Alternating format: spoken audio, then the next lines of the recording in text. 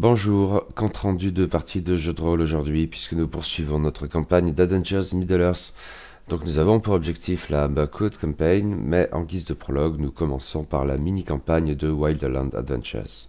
Pour cette séance en particulier, il s'agissait d'en achever le premier scénario, Don't Leave the Path, pages 7 à 19, dont vous trouverez la première séance aussi bien sur le blog que sur la chaîne YouTube. À noter, je me suis référé pour la version française au supplément Contes et légendes des terres sauvages pour l'anneau unique, où le scénario original avait été traduit sous le titre Celui qui s'écarte du sentier. Il y avait 5 joueurs qui incarnaient Aeweniel, une haute elfe de Foncombe, érudite niveau 1, Agariel, une Dunedain, vagabonde niveau 1, Aldamar le laconique, un homme des bois, protecteur niveau 1, Jorin, un bardide, chasseur de trésors niveau 1, et enfin Narvi, un nain du mont solitaire, guerrier niveau 1. Pour la bande originale, je ne suis pas allé chercher bien loin, j'ai utilisé les compositions de Howard Shore pour la trilogie du Seigneur des Anneaux de Peter Jackson, et la plupart des illustrations sont empruntées aux gammes de l'anneau unique d'Adventures in Middle-earth. Pour ceux que ça intéresserait, vous trouverez sur la chaîne l'enregistrement brut ou actual play de la séance, mais en voici donc autrement le compte rendu. Nous avions laissé Agariel, Aldamar et Jorin en plein combat contre des araignées dans les ruines d'un vieux château où les horribles créatures avaient emmené Baldor. Jorin a pu libérer le marchand de son cocon, mais c'est alors que les Attercops se sont montrés, et si elles n'arrivent que lentement et plutôt individuellement à ce stade, la situation est critique. Aldamar est inconscient et son chien Gast blessé, Agariel également est amoché, et pour lui venir en aide, Jorin a sauté du mur, laissant un Baldor terrorisé seul à 8 mètres de hauteur avec le grappin lancé par la Dunedain, dont il ne sait visiblement que faire.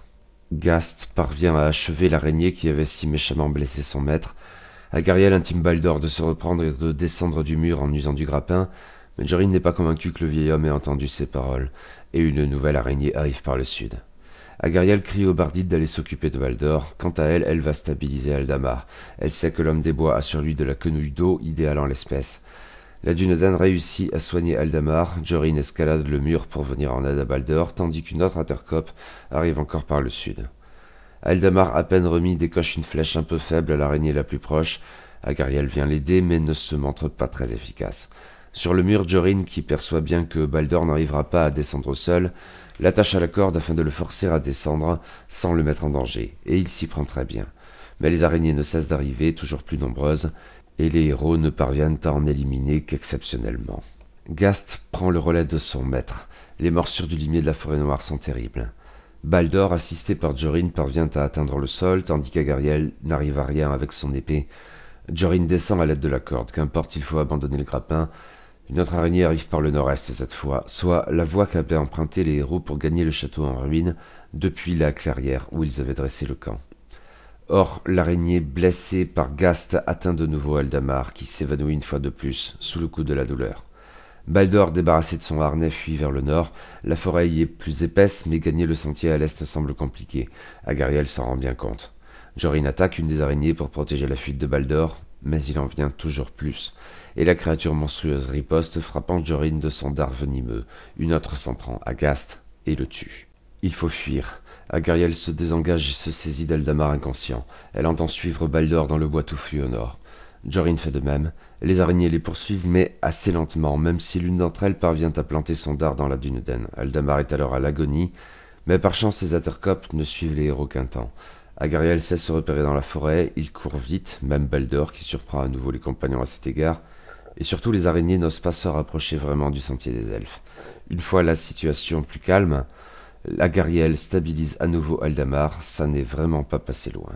Mais pendant ce temps, dans la clairière où les héros avaient dressé le camp, 2 araignées, plus téméraires que les autres, s'étaient déjà attaquées à ceux qui gardaient les poneys. Si ceux-ci demeurent toujours aussi étonnamment calmes, se contentant de se regrouper, le petit Belgo est visiblement terrorisé.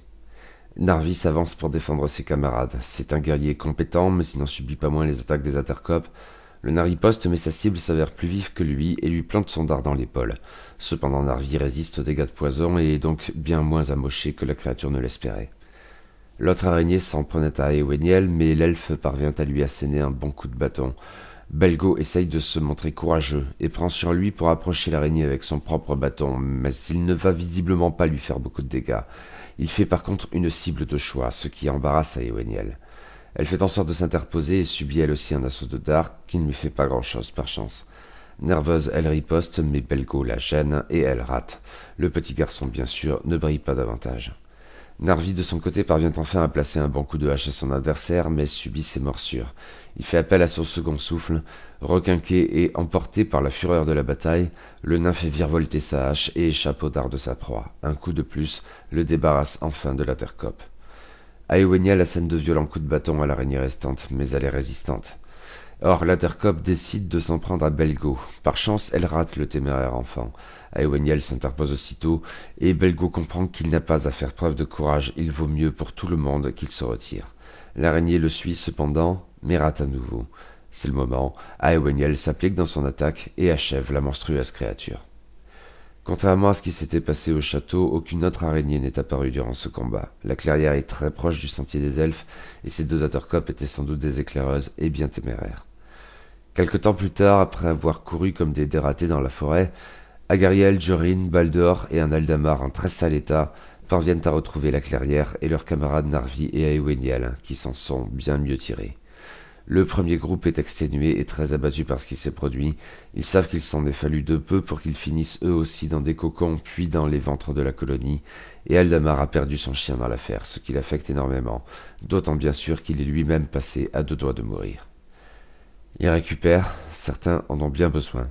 Aeweniel s'occupe notamment d'Aldamar. Un repos long leur ferait du bien, mais en principe il faut se trouver dans un sanctuaire pour en bénéficier. Cependant, Agariel connaît bien la forêt noire septentrionale. Elle sait où trouver un refuge qui fera l'affaire, une sorte de grand tronc d'arbre creux où l'on peut s'installer à plusieurs, faire du feu sans attirer l'attention et s'assurer qu'aucune créature hostile ne parvienne à approcher discrètement.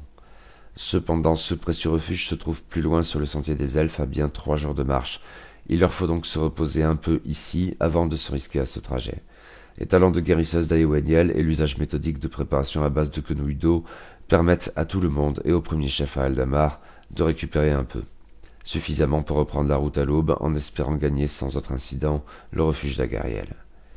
Et ce qui s'est produit dans la clairière est largement élucidé. Aeweniel et Agariel avaient à vrai dire une petite idée de ce qui s'était produit si, dans le feu de l'action, elles n'y avaient pas immédiatement pensé. Ne buvez pas de l'eau de la rivière enchantée est un adage presque aussi connu que ne quittez pas le sentier. Ils étaient alors en plein milieu de la forêt noire septentrionale, bien loin de la rivière enchantée, laquelle est plus ou moins soumise aux desiderata de Thranduil. Mais il y a de nombreux petits cours d'eau dans la forêt qui alimentent cette rivière, et il faut croire que le ruisseau qui bordait la clairière en était un, qui avait ses propriétés particulières. Les chausses maculées de boue de Baldor constituaient un indice précieux. Avant sa crise de folie, il s'était de toute évidence rendu au bord du ruisseau et en avait bu l'eau, un peu trop nonchalamment. Le marchand a aussitôt été victime d'un charme bien cruel. L'eau bue lui a fait perdre tout souvenir des 5 dernières années. Il a revécu, comme sur le moment, cette nuit terrible où Smaug a fondu sur Esgaroth, et il était obsédé par le besoin de sauver sa femme Alla et son petit-fils Belgo. C'est pourquoi il ne reconnaissait pas ce dernier. Pour lui, Belgo était forcément un petit garçon de 5 ans, pas cet imposteur plus âgé et visiblement désireux de jouer à l'adulte. La crise n'a pas duré très longtemps. Dans les ruines du château, Baldor a bien perçu que les héros, qu'il ne reconnaissait pas davantage que son fils, étaient venus le sauver de la cruelle menace des araignées. En discutant avec le marchand après coup, les compagnons ont reconstitué la scène et le marchand, d'abord incrédule, a dû se rendre à l'évidence. Les 5 dernières années de sa vie ont tout simplement disparu. Et à jamais. Les victimes de la rivière enchantée peuvent espérer que Thranduil en personne les guérisse de leurs afflictions, mais ce ruisseau n'est pas la rivière enchantée. Aeweniel notamment en est bien consciente. Baldor ne retrouvera jamais la mémoire. Guérisseuse de profession, elle sait que la guérison de l'âme fait également partie de ses attributions. Durant tout le reste du voyage, elle s'entretient régulièrement avec le marchand, de sorte qu'il comprenne bien sa situation, ce qu'il fait sur le sentier des elfes, et peut-être par-dessus tout, ce que ce Belgo est bien son Belgo, son fils adoré. Celui-ci, hélas, vit très mal les événements. Un petit garçon de 10 ans ne peut pas rationaliser ce qui s'est produit et prendre sur lui. Seule demeure cette image terrible de son père qui ne le reconnaît absolument pas. Il ne parvient pas à s'en débarrasser. Le très dynamique Belgo est devenu très morose et ne parvient pas à échanger avec son père. Mutique, Belgo se tient de plus en plus souvent à l'écart de la compagnie, manipulant sans cesse l'amulette passée autour de son cou. Et ce spectacle bien triste afflige les héros eux-mêmes, conscients d'être totalement désarmés dans cette affaire. Le voyage reprend donc. La compagnie poursuit sur le sentier des elfes, plus consciente que jamais qu'il ne faut pas quitter le sentier. 3 jours plus tard, les héros approchent du refuge connu par Agariel. Cependant, Aldamar, qui est très sensible à l'évolution du climat, perçoit sans l'ombre d'un doute qu'un très gros orage se prépare. Il tombera bientôt des trombes d'eau. Agariel le perçoit également et sait que la tempête va se déchaîner avant que la compagnie n'atteigne l'arbre creux. Cependant, ils n'ont pas vraiment le choix. Aucun autre abri n'est disponible à des lieues à la ronde. Aussi pressent-ils le pas, dans la mesure du possible. Agariel et Eoweniel en sont parfaitement capables, mais Aldamar souffre encore de ses blessures et les autres sont épuisés. Ils font de leur mieux, sachant que la douche ne va pas tarder. Et de fait, la compagnie, alors qu'elle n'est plus qu'à une dizaine de minutes du refuge, se retrouve bientôt assaillie par une très violente et très désagréable averse. C'est comme si tout le long lac se vidait sur la forêt noire, et il fait noir comme en pleine nuit ou peu s'en faut. Eoweniel, qu'Agariel avait déjà emmené dans ce refuge, remarque pourtant quelque chose, même si c'est très diffus. De la fumée s'échappe du tronc. Quelqu'un a fait un feu à l'intérieur. Mais pas le choix, il faut s'y abriter. Les compagnons progressent dans le dédale de racines noueuses qui précède l'entrée, Jorin passant en avant pour s'assurer qu'aucune menace ne les attend dans le tronc. Le bardite découvre qu'il n'y a personne dans le refuge, mais qu'on y a bien fait un feu et il y a peu de temps. La personne qui s'en est chargée ne doit pas être bien loin dehors, et avec ce déluge, elle ne manquera pas de revenir bientôt. Une sorte de petite marmite est placée sur le feu avec de la viande en train de cuire.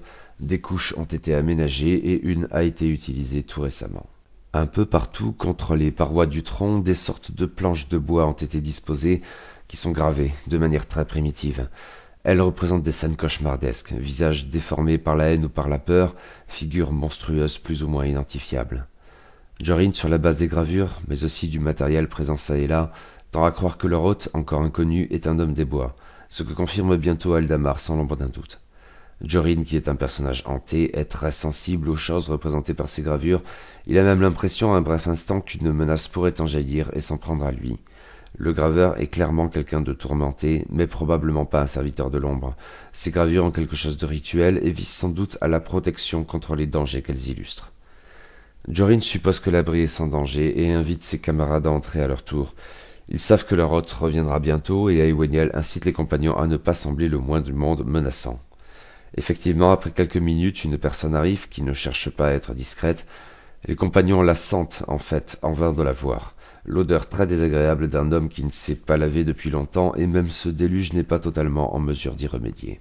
Apparaît dans le tunnel qui marque l'entrée du refuge un vieil homme aux yeux un peu fous, vêtu d'une simple peau de bête quasiment pas retravaillée après avoir été arraché à la carcasse de l'animal. D'une corpulence assez maigre, mais qui conserve les traces d'une carrure supérieure dans de meilleurs jours, désormais bien lointains, l'homme a un arc dans le dos et une lance entre les mains, qu'il braque aussitôt sur les intrus. Il ne les attaque pas, cela dit, mais on n'est jamais trop prudent. Surpris, il demande aux compagnons qui ils sont et ce qu'ils font chez lui. De simples voyageurs qui se protègent de l'orage. Aldamar joue de la solidarité des hommes des bois, ce qui semble éveiller des souvenirs confus chez le vieux bonhomme. Il est sans doute le plus à même de le calmer et de faire en sorte qu'il puisse cohabiter en paix, même s'il ne s'y prend pas forcément très bien initialement. Le discours de l'ermite est toujours très confus. Le nom de Rosgobel lui évoque bien quelque chose, il y a longtemps, mais il semble avancer qu'il est impossible que des gens y vivent encore. Il y a le magicien, mais il n'a pas pu faire grand-chose, hein. Le vieil homme est particulièrement méfiant à l'encontre d'Eoweniel et de Narvi, et Aldamar entend le rassurer sur leur compte. Mais l'ermite de toute façon n'écoute pas vraiment cette réponse. Il est obsédé par l'ombre qui rampe dans la forêt, partout, toujours plus grande. Il l'entend sans cesse, qui approche. Ils sont peut-être des agents de l'ombre, ce qu'il leur demande de but en blanc, brandissant à nouveau sa lance. Agariel le rassure, en expliquant au passage qu'elle a régulièrement utilisé ce refuge, ce à quoi le vieil homme répond « C'est mon refuge, c'est ma forêt !» Elle l'assure pourtant qu'il est connu de ceux qui combattent l'ombre comme elle. L'ermite n'est pas forcément très convaincu. Ceux de l'ombre, ils se déguisent. Mais il passe de toute façon à autre chose. Il y a eu une lumière qui a chassé l'ombre, mais ça n'était que pour un temps. Elle revient toujours et toujours plus forte. Aldamar s'étonne de ce qu'il reste seul. Ne vaudrait-il pas mieux être bien entouré pour contrer la menace de l'ombre? Non, seul c'est mieux. On fait moins de bruit, on se fait moins repérer. Puis on peut avoir confiance en personne. Tout le monde peut être un agent de l'ombre. Aldamar propose au vieil homme de lui offrir des herbes médicinales pour qu'il leur permette de rester à l'abri le temps de l'orage. Mais il est surtout intéressé par la nourriture, il est là des écureuils, et ça n'est pas un problème pour les compagnons. Narvi lui offre aussitôt de son excellent saucisson, et Jorin y rajoute une autre de vin. Dès lors, le bonhomme, pas étouffé par la politesse, se baffre littéralement puis s'allonge sur une couche pour dormir. Il ignore les compagnons qui peuvent rester ici le temps que l'orage se calme, il bénéficie d'un repos long très bienvenu. Quand la pluie cesse après une petite dizaine d'heures, Agariel et Aldamar vont chasser pour offrir leur gibier à l'ermite en paiement de son hospitalité. Pendant ce temps, Eoweniel, curieuse, interroge le vieil homme sur l'ombre et la lumière. Il est difficile d'en tirer quelque chose de bien précis, ne serait-ce que son don. J'avais un nom avant, j'en ai plus besoin. Je sais qui je suis vu que je suis moi, et j'ai pas besoin de nom, c'est les autres qui doivent avoir un nom. Mais l'elfe peut comprendre certaines choses. En son temps, l'homme des bois était un guerrier. D'une manière ou d'une autre, et pour quelque raison que ce soit, il a été fait prisonnier et jeté dans un cachot sans la moindre lumière sous une colline dans la forêt, loin au sud. Un jour, alors que cela faisait bien trop longtemps que ces geôliers, des orques et des hommes mauvais, ne lui avaient rien apporté à manger, il a réalisé qu'il pouvait sortir de sa prison. En raison de cette mystérieuse lumière, il était absolument seul. Il a quitté la colline. Il ne se laissera plus enfermer. Eoweniel est très intrigué par cette lumière, mais l'ermite n'a pas grand-chose à en dire. Il ne l'a pas vue lui-même. Il suppose que ça venait peut-être d'un magicien, mais le brin, elle n'est pas vraiment comme ça. Qu'importe, ça n'a rien réglé, l'ombre revient toujours. Agariel de retour et Eoweniel comprennent qu'il parlait de la colline de la sorcellerie, d'Olguldur. Toutefois, si elles ont entendu parler du nécromancien, elles ne sont pas en mesure de l'identifier avec Sauron et ne savent rien de l'assaut mené par le Conseil Blanc 5 ans plus tôt. Aldamar, sans se montrer indiscret, a par ailleurs remarqué posée par terre une tête de hache dépourvue de son manche qui a éveillé son attention.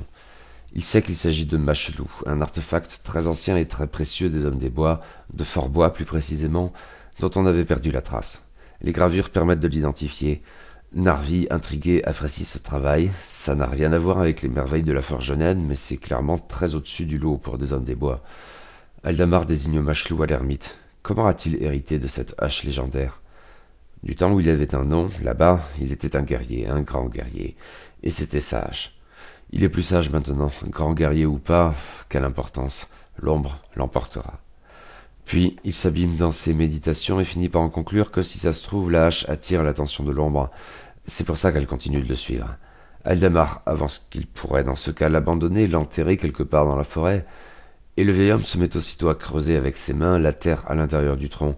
Il ne parvient à en extraire que quelques centimètres d'épaisseur et dépose Machelou dans cet ersatz de trou qui ne dissimule absolument rien, entassant le peu de terre dégagé au-dessus.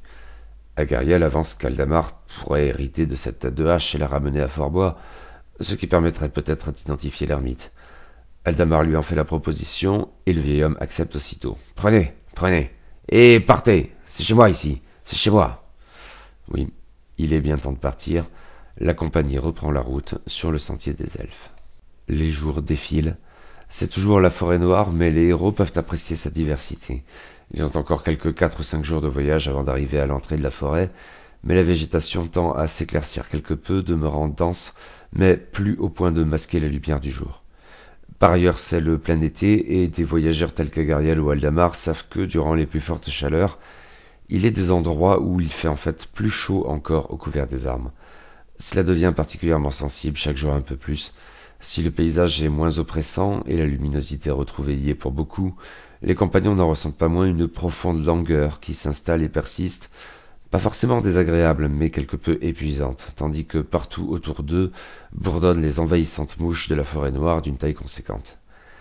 Au terme où peu s'en faut d'une journée particulièrement harassante qui affecte plus encore Baldur et Belgo, en fait seul l'endurant Narvi échappe au sentiment général, les compagnons arrivés dans un endroit propice décident d'installer le camp, même si la nuit ne tombera que dans quelques heures, ils n'en peuvent plus. Agariel remarque cependant que les poneys, qui s'étaient montrés d'un calme impressionnant tout au long du voyage, sont nerveux et même un peu récalcitrants. Peut-être risqueraient-ils de fuir ? Les héros s'en occupent et parviennent à les calmer, mais leur nervosité demeure palpable. Ils ne présentent du moins plus le risque de déguerpir. Agariel s'en inquiète, et Eoweniel se demande s'il ne vaudrait pas mieux dresser le camp ailleurs, que ce soit plus loin sur la route ou en arrière. Mais l'épuisement général le prohibe. Ils resteront ici, mais devront tout spécialement faire preuve de vigilance. Et Agariel va jeter un œil dans les environs, à l'affût de traces d'animal ou humanoïdes. Mais elle ne trouve rien qui sort de l'ordinaire. En fait, seulement le passage de petits animaux communs dans la forêt noire, écureuils, lapins, etc. Agariel trouve l'endroit assez agréable, le comportement des poneys n'en est que plus étonnant. Elle est dans son élément. Elle poursuit son repérage un peu plus longtemps, un peu plus loin. Elle a le temps, pendant que ses compagnons dressent le camp. Jorin s'est allongé un peu, sans dormir pour autant. Il n'en pouvait plus. Il fait des efforts pour ne pas sombrer. Mais, tournant la tête, il croit voir quelque chose qui brille à quelque distance, quelque chose de curieux qui pourrait valoir une petite somme. C'est un peu plus loin au nord. Un rayon de soleil a frappé très fugacement quelque chose, et ça n'est pas banal dans le coin. Jorin se lève et va y regarder de plus près. Aldamar aussi est très fatigué. Par ailleurs, depuis qu'ils ont quitté l'ermite, il est obsédé par Machelou. Il ne parvient pas à penser à autre chose. C'est une très belle pièce, un objet révéré par son peuple. Aldamar sait que le bon geste serait de ramener Machelou à Fort-Bois pour que la hache retrouve sa place légitime dans le trésor des hommes des bois. En même temps, eh bien, elle lui appartient, c'est lui qui l'a trouvée, ou plutôt l'ermite la lui a donnée. Pourquoi devrait-il l'abandonner après tout ? D'autant qu'Aldamar a parfois le sentiment d'être un paria au sein de sa communauté. Il jugera de ce qu'il faudra faire en fonction de leur accueil. S'ils se montrent méprisants ou condescendants, eh bien, tant pis pour eux, mais il gardera Machelou. Et leur opinion n'est d'aucune importance. Au fond, Narvi n'avait pas tort quand il avait proposé quelques jours plus tôt de tailler un manche pour cette tête de hache. Aldamar s'y était opposé, préférant laisser aux hommes des bois le soin de rendre à l'arme toute son intégrité. Mais s'il arrivait à Fort-Bois non seulement avec Machelou, mais avec en main une véritable hache à même de trancher des nuques, et en faisant bien comprendre qu'il n'hésiterait pas à s'en servir, eh bien on le respecterait davantage, on le respecterait comme il le mérite. Or il y a un peu plus au nord un bosquet de chênes vigoureux. Aldemar est certain d'y trouver de quoi faire un manche plus qu'adéquat pour Machelou, et nul besoin de requérir les services d'un nain. Un homme des bois est plus à même de juger ce qui est bon en la matière, et le possesseur de Machelou est par définition bien au-dessus du lot. Il faut qu'il fabrique un manche pour cette hache, lui et personne d'autre. Mais ce n'est peut-être pas le meilleur moment, s'éloigner du camp ne serait peut-être pas une très bonne idée. Aldemar est tourmenté par ses désirs, mais parvient dans l'ensemble à se raisonner. Aeweniel s'active de son côté. En dépit de la fatigue, elle s'occupe du feu. Elle dispose de connaissances qui font défaut aux autres après tout, même si ça n'est probablement pas si marqué pour des tâches aussi prosaïques. Elle saurait probablement repérer le meilleur bois pour le feu, mais admet que cette tâche n'est pas forcément de son ressort. Cette forêt, cela dit, regorge de trésors inaccessibles aux autres, ses connaissances et sa perspicacité leur faisant défaut. Ils ont totalement ignoré, par exemple, les vestiges qui se font de plus en plus nombreux à mesure qu'ils se rapprochent de la lisière occidentale de la forêt noire. Autant de témoignages du passé, de la présence des elfes comme des hommes dans cette région. Il y a des siècles, des millénaires peut-être de cela. Là, un pan de mur perçant sous les fougères, ici les reliquats d'une ancienne voie pavée, là-bas des pierres dressées gravées de symboles antiques. Il faudrait étudier tout cela de plus près. S'éloigner du campement ne serait peut-être pas une bonne idée. Mais inutile d'aller bien loin. Là, tout près de la clairière, se dresse une pierre gravée. Elle doit avoir été érigée par les hommes du Nord, les Éothéodes, le peuple du cheval, dont sont issus les frustes hommes des bois comme les Béarnides, mais aussi les cavaliers du lointain Rohan, descendus dans le sud avec leur chef Éorl le Jeune, pour répondre à l'appel de Sirion, l'intendant du Gondor. Autant de récits appris dans les manuscrits de Foncombe, mais Eowaniel se voit ainsi offrir l'occasion d'étudier un vestige direct des temps anciens, et non un témoignage de seconde main. Narvi, quant à lui, a consacré son temps au poney, sans faire bien attention à quoi que ce soit d'autre. Il a suffi de très peu de temps, mais quand il se retourne, il découvre stupéfait que seuls Aldamar et Baldur sont restés auprès de lui dans la clairière. Tous les autres, dont Belgo, ont disparu, où que ce soit. Quelque chose cloche, le nain dégaine sa hache et appelle les absents, mais il n'obtient aucune réponse. Aldamar et Baldur n'ont aucune idée d'où les autres sont passés. Ils n'ont pas fait attention eux non plus, perdus qu'ils étaient dans leurs pensées. L'homme des bois fouille les environs en quête de traces. Il découvre que les absents sont tous partis vers le nord, mais chacun de son côté. Il siffle, un code convenu avec Agariel et Aeweniel. Cette dernière l'entend, et se rend compte alors qu'elle est seule dans un coin de la forêt qu'absolument rien ne distingue des autres. Elle a le vague souvenir d'avoir entreaperçu une pierre gravée, mais il n'y a rien de tel dans les environs. Elle entend des bruits de pas un peu plus loin au nord. Elle s'avance pour y jeter un œil. Jorin, de son côté, est à nouveau attiré par un rayon de soleil qui frappe quelque chose par terre et la fait briller. Il s'approche, curieux, et découvre un trou dans le sol, une sorte de puits, mais qu'on ne distingue pas autrement car il n'y a pas de margelle. Quand il se penche pour dégager l'herbe au bord, là où il avait vu l'éclat luminescent, il a la sensation de quelque chose qui jaillit du puits et passe à toute vitesse juste à côté de lui. Il a failli tomber dans le puits, mais y a échappé de justesse. Agariel sort à son tour de sa rêverie et aperçoit Jorin qui tombe par terre à quatre pattes non loin d'elle. Elle ne l'avait pas repéré auparavant. Elle aussi entrevoit le puits. Aeweniel, qui s'était avancé, aperçoit les deux autres, mais aussi Belgo, qui court comme un dératé vers le puits. L'elfe l'appelle, elle lui crie de faire attention, mais le petit garçon l'ignore. Des larmes plein les yeux, il gémit « Maman, maman !» Agariel le voit à son tour, un peu tard, il est au bord du puits. Elle se jette sur lui pour le plaquer au sol, il se débat, mais elle le maintient par terre. Narvi et Aldamar ont entendu ces cris et rejoignent leurs compagnons à toute vitesse. Il y a quelque chose dans ce puits, quelque chose d'indéfinissable, mais de menaçant. Des tentacules en jaillissent, innombrables, qui essayent de saisir les compagnons et Belgo pour les attirer dans les ténèbres. Aeweniel hurle, il faut qu'il s'éloigne du puits. Jorin est juste à côté, et a vu qu'Agariel plaquait Belgo. Le bardide a repris ses esprits et vient aider la Dunedain pour éloigner le petit garçon du puits. Narvi s'avance, hache en main, perplexe, et c'est un nouvel assaut de tentacules. L'un saisit Agariel et la tire au bord du puits. Elle n'est pas tombée au fond, mais risque de le faire très bientôt. Narvi était bien plus loin, mais lui aussi est saisi par un tentacule et se retrouve dans la même situation. Belgo et Jorin y ont cependant échappé. Aldamar se saisit de son arc court et décoche une flèche visant un tentacule. Il rate. Agariel plante sa dague dans le bras qu'il a saisi, quitte à y laisser la lame. Elle n'inflige que peu de dégâts, mais elle est plus sous l'emprise de la créature du puits qui l'a relâchée. Elle rampe un peu plus loin. Aeweniel court vers Belgo pour l'éloigner du puits. L'enfant est visiblement sous le coup d'un charme que ses camarades ne sont pas parvenus à dissiper, et il résiste. Mais Jorin parvient à l'emmener un peu à l'écart. Narvi se libère à son tour du tentacule qu'il avait saisi d'un violent coup de hache, mais la créature assène un coup assommant à Agariel, même si elle ne parvient pas à saisir à nouveau la Dunedain. En revanche, elle entraîne Aeweniel dans le puits. Cette fois, la flèche d'Aldamar touche, mais sans faire beaucoup de dégâts. Agariel est en très sale état et fuit hors de portée des assauts de la chose dans le puits. Maintenant, sans avoir porté d'abord un coup de son épée longue, plus douloureux visiblement, elle lâche Aeweniel du coup. Laquelle s'éloigne autant que possible. Jorin fait de même, mais fait aussi usage de son arc. Les tentacules qui se trouvaient à la surface se replient tous dans le puits. La créature n'est pas morte, ils le savent tous, instinctivement. Mais ils l'ont tout de même dissuadé de s'en prendre à eux. Mieux vaut s'éloigner du puits, mais la menace semble conjurée, et plus personne désormais n'est sous le charme, y compris Belgo. Il quitte les environs, la forêt noire recèle des choses bien étranges, des choses sans nom, mais celle-ci ne les menacera plus pour le moment. Il retourne au camp hâtivement dressé, les poneys sont désormais très calmes. Agariel a souffert dans la bataille, elle s'est cassé un os et redoute une hémorragie interne. Elle bénéficie de soins d'Aeweniel qui use d'une préparation à base de quenouilles d'eau, mais il faudra faire mieux quand les circonstances s'y prêteront. Ils doivent reprendre la route, ils seront sans doute un peu ralentis. Le voyage ne connaît cependant pas d'autres incidents. Quelques jours plus tard, la compagnie atteint l'entrée de la forêt. On l'a dit gardée par les elfes, mais ceux-ci ne se montrent pas. Les héros prennent conscience de ce qu'ils ont traversé la forêt noire ensemble, affrontant ensemble bien des dangers et les surmontant. Ce qui n'est pas rien, car même le sentier des elfes est une voie périlleuse, et cette compagnie a semblé un peu fortuitement à nouer dans l'épreuve des liens durables. Le mauvais départ au palais de Thranduil a été amplement compensé.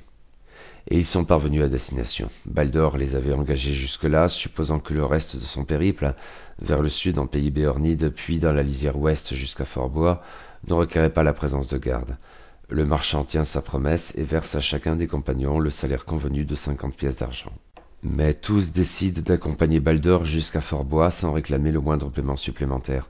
Aldamar en est tout particulièrement désireux car il faut régler le sort de Machelou. Mais Agariel y tient aussi qui aurait bien besoin de ça dans la durée. Narvi en profitera pour jeter un œil à l'extrémité occidentale de la vieille route de la forêt qu'il entend bien contribuer à restaurer un jour. Jorin a apprécié l'aventure et la compagnie, le bardide est plus loin de chez lui qu'il n'a jamais été, mais entend bien aller plus loin encore. Et Aeweniel est curieuse de rendre visite aux hommes des bois, même si cela doit différer son retour à Foncombe. Elle y pense cependant quand il dépasse le vieux gué. À Fort-Bois, contre les préventions d'Aldamar, les hommes des bois leur font comme de juste un très bon accueil. Les enfants raffolent bel et bien des jouets de Baldur, et leurs parents sont curieux des nouvelles du vaste monde. Aldamar, qui hésitait encore un peu, se résout à présenter Machelou aux hommes des bois et à laisser la tête de hache au peuple qu'il a forgé il y a bien longtemps de cela. Son intuition s'avère fondée, il ne fait aucun doute qu'il s'agit bien de Machelou. Les anciens dans la maison longue sont formels, et la description de l'ermite leur fait penser au dernier titulaire connu de Machelou, un fier guerrier du nom d'Odovacar qui avait disparu il y a une vingtaine ou une trentaine d'années dans une embuscade tendue par des orques plus au sud. Les anciens apprécient le geste d'Aldamar, et la nouvelle de ce qu'un homme des bois a retrouvé Machelou et l'a déposé dans le trésor de Woodoseld gagne bientôt les autres établissements majeurs des hommes des bois dans la lisière ouest, que sont Bourg-les-Bois et même Rosgobel, dont Aldamar est originaire. Narvi offre en outre de concevoir un manche adéquat pour Machelou, et les anciens acceptent qu'ils savent ce qu'il en est de l'artisanat nain, outre que leur invité a su faire la démonstration de ses talents en ébénisterie. Il produit un très beau travail, gravant sur le manche les aventures qu'ils ont vécues dans la forêt noire, les tentacules de la chose dans le puits jaillissant à l'extrémité. Avec le poids qu'il avait ramassé près du palais de Tranduil, il confectionne en outre une flûte, instrument moins encombrant et déroutant que sa cornemuse, ainsi qu'une pipe de bonne qualité. Il cherche de l'herbe à pipe, Eoweniel lui en fournit, mais ils entendent tous deux une rumeur à ce propos, on y reviendra dans un prochain épisode. Aldamar et Agariel, durant l'automne, chassent dans la forêt noire en compagnie des hommes des bois, mais la Dunedain consacre aussi du temps à Baldur et Belgo pour que leur relation se restaure. Belgo les accompagne parfois dans la forêt et retrouve goût à la vie en apprenant de nombreuses astuces de chasseurs et de voyageurs. Jorin aussi passe du temps avec Belgo et avec les autres enfants de Fort-Bois en fait. Il joue avec eux, ravi comme eux des merveilles des jouets de dalle, et il leur montre avec passion celui qui l'accompagne depuis toujours, une sorte de boîte à musique pleine de surprises. Quant à Eoweniel, elle est aux petits soins avec Baldur. Guérisseuse, elle sait que sa tâche concerne l'âme aussi bien que le corps. Elle aide le vieux marchand à retrouver autant que faire se peut la mémoire des 5 années qui lui ont été volées par l'eau traîtresse de ce petit ruisseau, affluent de la rivière enchantée. Baldur, comme Belgo, font preuve de gratitude pour ses efforts. Une compagnie s'est formée, qui n'en est qu'au début de ses aventures. C'est tout pour Ne quittez pas le sentier, à ceci près que vous pourrez vous reporter a priori au journal tenu par Narvi pour avoir son point de vue sur cette aventure. Je vais voir comment je vais m'arranger pour mettre ça sur le blog et ou sur la chaîne YouTube. Autrement, l'histoire se poursuit avec un deuxième scénario intitulé Ragoût de Hobbit aux fines herbes, alors à suivre.